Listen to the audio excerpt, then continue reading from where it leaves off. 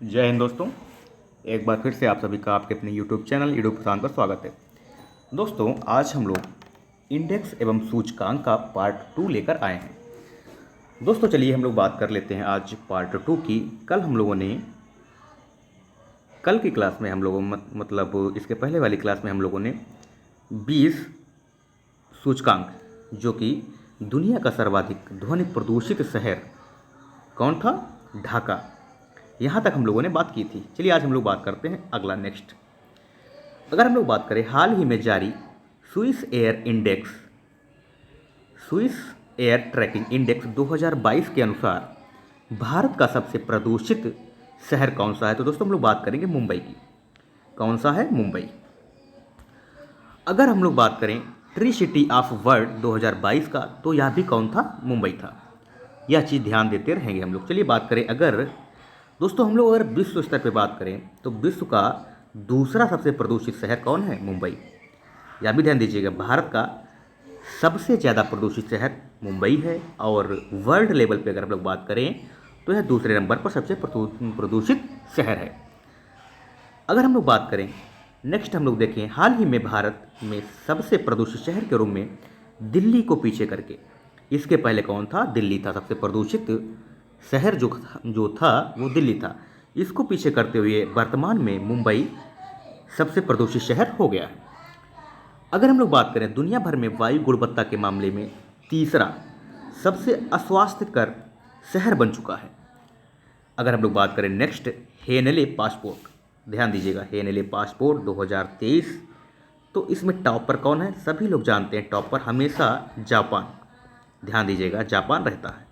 और इंडिया की अगर वर्तमान में रैंक देखें 2023 की, तो दोस्तों 85, इंडिया कहाँ स्टैंड कर रहा है? 85।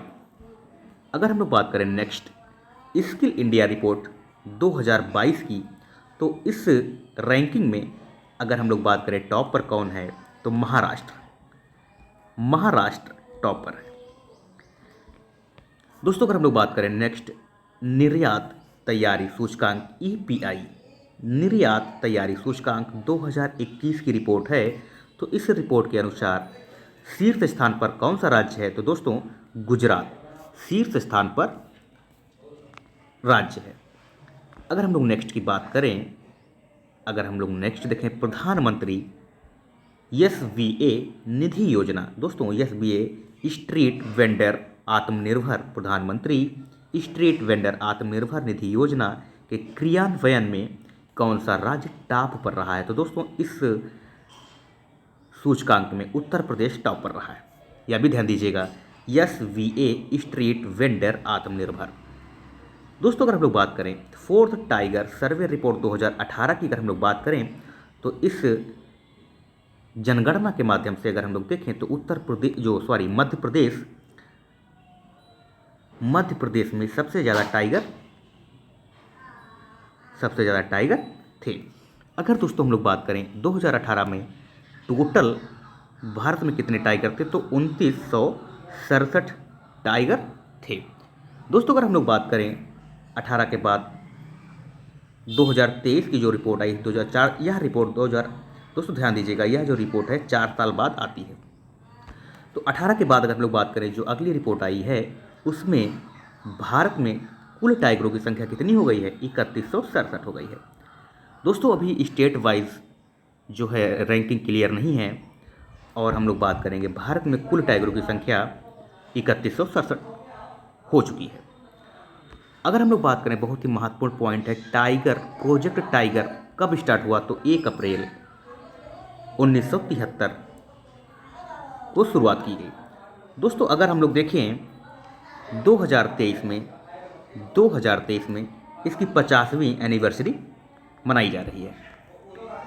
अगर हम लोग नेक्स्ट बात करें 2022 में PM कुसुम योजना के तहत सोलर पंप लगाने वाला पहला राज्य कौन है? तो हरियाणा। कुसुम योजना के तहत सोलर पंप लगाने वाला पहला राज्य हरियाणा। दोस्तों कुसुम का अगर हम लोग फुल फॉर्म समझें तो कुसुम, K फॉर किसान, U फॉर ऊर्जा, S फॉर सुरक्षा, U फॉर उत्थान, M फॉर महाअभियान। इस चीज़ को समझते रहिएगा। अगर हम लोग नेक्स्ट बात करें गरीबी सूचकांक 2022, तो इस रैंकिंग में टॉप पर बिहार है। कौन सा राज्य है? बिहार। मतलब सबसे ज़्यादा गरीबी कहाँ है? तो बिहार में। और अगर बात करें सबसे कम गरीबी किस राज्य में है? तो केरल। इस रैंकिंग में सबसे टॉप पर अगर देखा जाए सबसे कम गरीबी की बात करें तो केरल में है। और गरीबी सूचकांक में टॉप मतलब सबसे ज़्यादा गरीबी कहाँ है? तो बिहार में है। अगर हम लोग बात करें इस रिपोर्ट को कौन जारी करता है? तो नीति आयोग इस रिपोर्ट को जारी करता है। दोस्तों अगर हम लोग बात करें संक्षेप में नीति आयोग को समझने की कोशिश करें तो इसकी स्थापना 1 जनवरी 2015 को होती है और इसके अध्यक्ष पीएम मोदी, ध्यान दीजिएगा प्रधानमंत्री नरेंद्र मोदी जी हैं। और उपाध्यक्ष की बात करें तो सुमन बेरी। अगर बात करें सीईओ तो BVR सुब्रह्मण्यम इसके सीईओ हैं। अगर हम लोग बात करें नेक्स्ट शिक्षा मंत्रालय द्वारा जारी सूचकांक में केरल राज्य जो है टॉप पर है। केरल राज्य टॉप पर है और सबसे नीचे से पहला स्थान किसका है? तो बिहार का। मतलब सबसे नीचे कौन सा राज्य है? तो बिहार। अगर नेक्स्ट हम लोग बात करें फोर्थ हेल्थ सर्वे इंडेक्स, इस रैंकिंग में टॉप पर कौन सा राज्य है? तो इसमें भी केरल टॉप पर है। और सबसे नीचे कौन सा राज्य रहने वाला है? तो इसमें भी बिहार सबसे लास्ट में है। इसको कौन जारी करता है? दोस्तों इस सर्वे को भी नीति आयोग के द्वारा जारी किया जाता है। नेक्स्ट की अगर हम लोग बात करें 2021-22 में दुनिया का सबसे सुरक्षित शहर की अगर हम लोग बात करें दुनिया का, कोपेनहेगन जो कि डेनमार्क की राजधानी है। यह भी ध्यान दीजिएगा सबसे सुरक्षित शहर कहाँ है या कौन सा है? तो कोपेनहेगन डेनमार्क की राजधानी। दोस्तों अगर हम लोग बात करें लंदन की अगर हम लोग बात करें तो लंदन सबसे ज़्यादा ट्रैफिक कहाँ है? लंदन में है। और अगर भारत की बात करें तो भारत में सबसे ज़्यादा ट्रैफिक कहाँ है? बेंगलुरु। ध्यान दीजिएगा। अगर हम लोग नेक्स्ट की बात करें शीर्ष 60 सुरक्षित शहरों की सूची में भारत के भी 2 शहर शामिल हैं। अभी हम लोगों ने देखा कि दुनिया का सबसे सुरक्षित शहर कोपेनहेगन, तो 60 देशों या 60 शहरों की सूची जारी की गई है जिसमें भारत के भी 2 शहर शामिल हैं। उनमें से कौन कौन से शहर हैं? तो दोस्तों हम लोग देखेंगे दिल्ली जो कि देश की राजधानी दिल्ली, यह 60 में से 48वां स्थान इसको प्राप्त है। और अगर नेक्स्ट की बात करें दूसरा कौन सा शहर है? तो मुंबई जिसे 50वां स्थान दिया गया है। अगर हम लोग बात करें वर्ल्ड एयर क्वालिटी रिपोर्ट 2022 के अनुसार विश्व का सबसे प्रदूषित शहर तो बांग्लादेश। दोस्तों विश्व का सबसे प्रदूषित देश तो कौन सा है? बांग्लादेश। इसे भी ध्यान दीजिएगा, सबसे प्रदूषित देश की बात करें तो बांग्लादेश। गुड गवर्नेंस इंडेक्स 2022 में टॉप पर कौन सा देश रहा है? तो दोस्तों गुजरात। इस रिपोर्ट में गुजरात टॉप पर रहा है। गुड गवर्नेंस डे कब मनाया जाता है? यह भी ध्यान दीजिएगा, गुड गवर्नेंस डे 25 दिसंबर को सेलिब्रेट किया जाता है।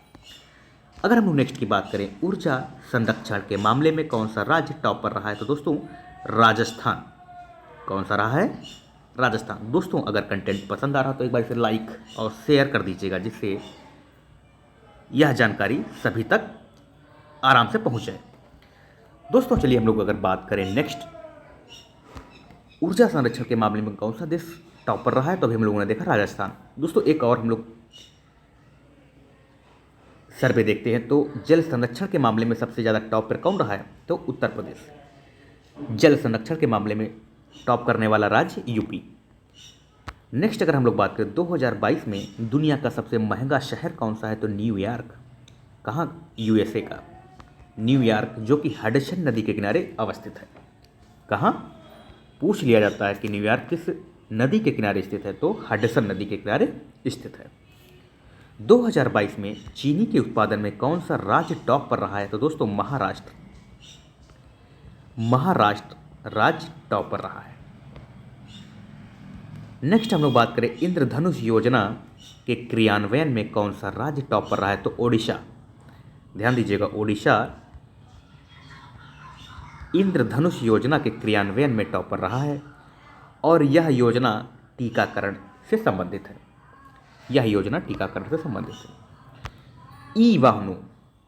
ई वाहनों के रजिस्ट्रेशन के मामले में कौन सा राज्य टॉप पर रहा है? तो दोस्तों यूपी। ध्यान दीजिएगा, यूपी राज्य जो है टॉप पर रहा है। एनसीआरबी की रिपोर्ट के अनुसार आत्महत्या के मामले में कौन सा राज्य टॉप पर रहा है? तो दोस्तों महाराष्ट्र राज्य टॉप पर रहा है। इस सूचकांक को भी ध्यान रखिएगा। दोस्तों अगर हम लोग बात करें एनीमिया मुक्त भारत सूचकांक 2020-21 में कौन सा राज्य शीर्ष पर रहा है? तो दोस्तों मध्य प्रदेश राज्य शीर्ष पर रहा है।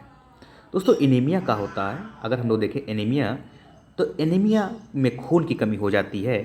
दोस्तों आरसीबी रेड ब्लड कार्पसेल्स के नष्ट होने की दर जो है उसके निर्माण की दर से अधिक होती है, जिससे खून की कमी बढ़ जाती है और एनीमिया रोग से ग्रसित हो जाते हैं। एनीमिया मुक्त भारत सूचकांक 2020-21 की अगर हम लोग बात करें तो टॉप 3 राज्य कौन कौन से हैं? तो सबसे टॉप पर कौन है? मध्य प्रदेश, उसके बाद ओडिशा, उसके बाद हिमाचल प्रदेश। यह भी ध्यान दीजिएगा।